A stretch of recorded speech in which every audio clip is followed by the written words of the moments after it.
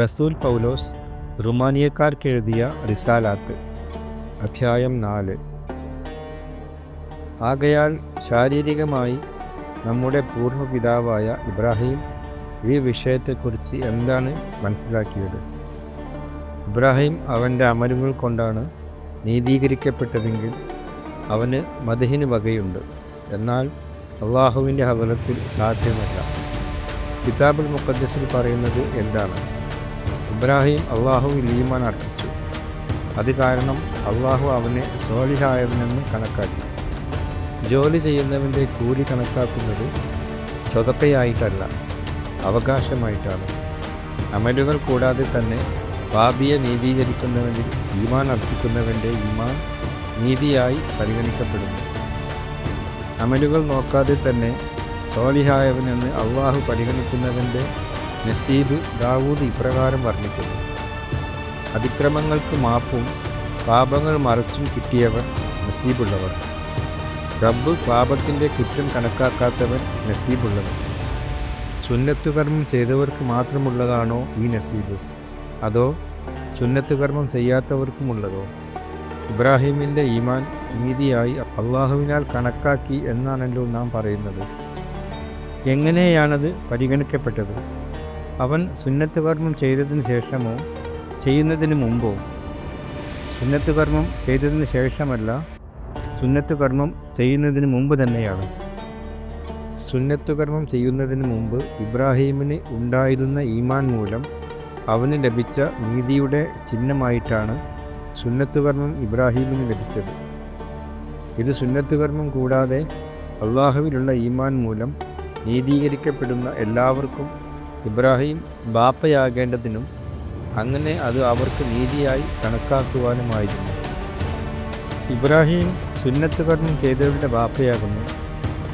അത് അവർ സുന്നത്ത് കർമ്മം ചെയ്തതുകൊണ്ട് മാത്രമല്ല, നമ്മുടെ ബാപ്പയായ ഇബ്രാഹീമിന് സുന്നത്ത് കർമ്മത്തിന് മുമ്പുണ്ടായിരുന്ന അതേ ഈമാനെ അനുഗമിച്ചതുകൊണ്ടാണ്. ഈ ദുനിയാവിൻ്റെ അവകാശിയാകും എന്ന വാഗ്ദത്തം ഇബ്രാഹിമിനോ അവൻ്റെ മക്കൾക്കോ ലഭിച്ചത് ശരീഅത്തിലൂടെയല്ല, ഈമാൻ്റെ നീതിയിലൂടെയാണ്.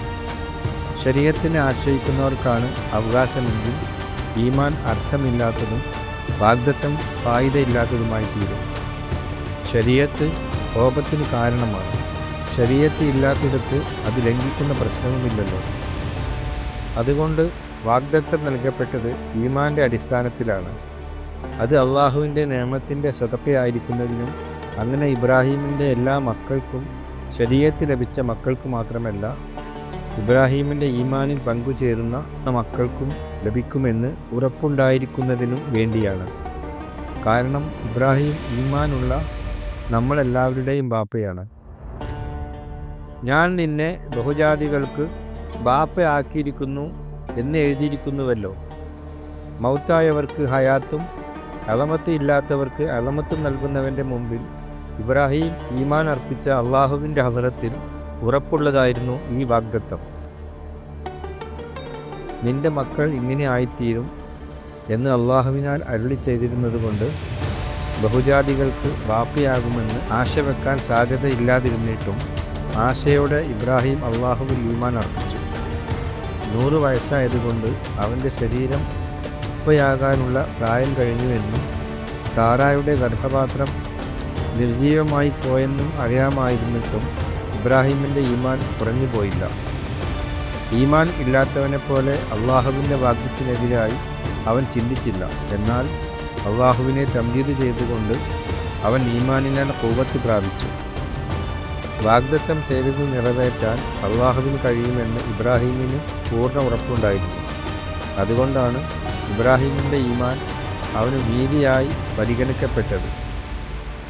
അവന് അത് നീതിയായി പരിഗണിക്കപ്പെട്ടു എന്ന് എഴുതിയിരിക്കുന്നത് അവന് വേണ്ടി മാത്രമല്ല, നമുക്കും കൂടിയാണ്.